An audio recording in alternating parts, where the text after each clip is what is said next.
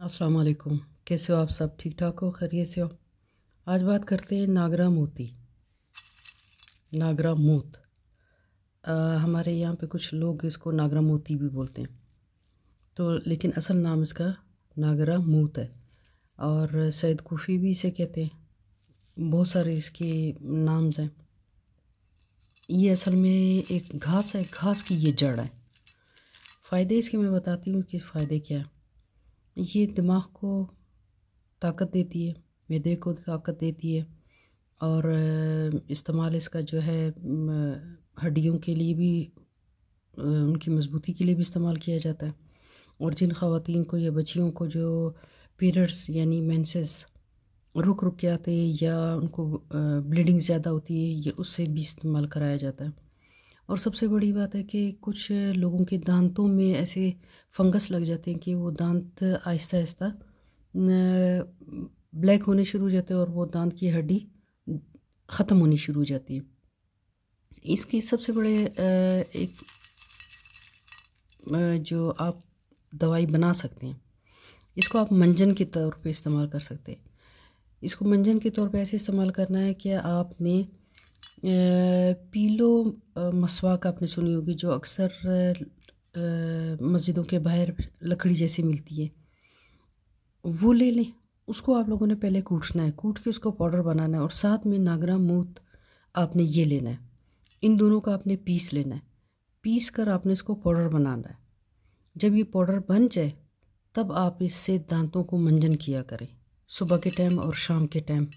तो ये दांतों की जो हड्डी ख़त्म हो जाती है, ये उसको दोबारा ले आती है।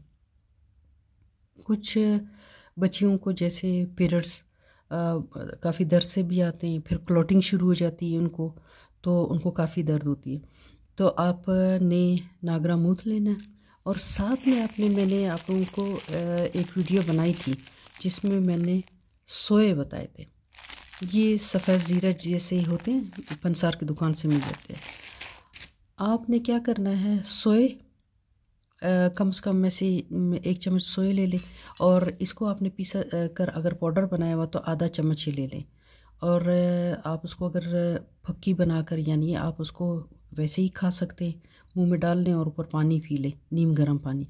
या फिर आप उसको बॉयल कर लें, बॉयल करने के साथ आप पी लें, तो ये मेंसेस के दर्द के लिए बहुत अच्छा यानी फ़ायदा देगा। जिन लोगों के मैदे कमज़ोर हैं तो उनको भी ये इस्तेमाल करना चाहिए, लेकिन अकेले नहीं होगा। इसके लिए बहुत सारी मुख्तलिफ़ चीज़ें, मुख्तलिफ़ जड़ी बूटियाँ यानी आपस में मिलाकर फिर इस्तेमाल किया जाता है। फिर आपको उसका फ़ायदा सही मिलता है। हड्डियों की कमज़ोरी के लिए भी इस्तेमाल होता है। और सबसे बड़ी बात है, दिमाग की, जिन लोगों की दिमाग की कमज़ोरी हो, ये उसमें बहुत फ़ायदा देती है। लेकिन जब भी आपने इस्तेमाल करना है तो आप किसी से मशवरा लेकर, किसी अच्छे हकीम से मशवरा लेकर आप लोग इस्तेमाल कर सकते हैं। सिर्फ बताने का मकसद ये है कि ये भी एक जड़ी बूटी है, लेकिन ये घास है।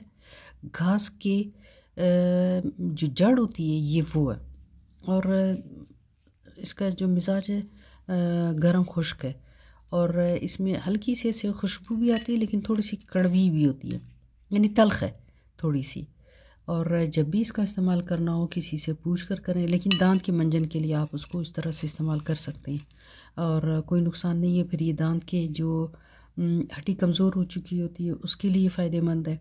और जो दांतों में कीड़ा लगा हुआ हो या फंगस लगा हुआ हो, जो दांत काले काले जैसे हो जाते हैं, उसमें इस्तेमाल करें तो बेहतर ये। अगर छोटे बच्चों के, जैसे दूध पीते बच्चों के, अक्सर आपने देखा होगा कि वो दूध पीने वाले बच्चे रात भर दूध पीते हैं और उनके दांतों में ऐसे फंगस लग जाता है ब्लैक कलर का, जो आहिस्ता आहिस्ता पूरे दांत को ख़त्म कर लेता है।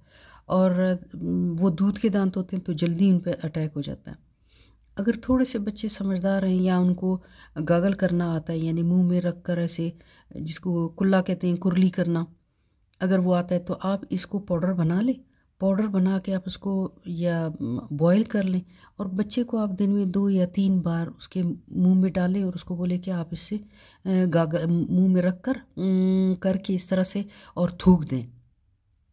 अगर पी भी लिया तो फ़र्क नहीं पड़ता है, लेकिन ये कि कोशिश ये करें कि उसको मुंह में ऐसे 2-3 मिनट के लिए बच्चा घुमा ले और फिर उसको फेंक दे।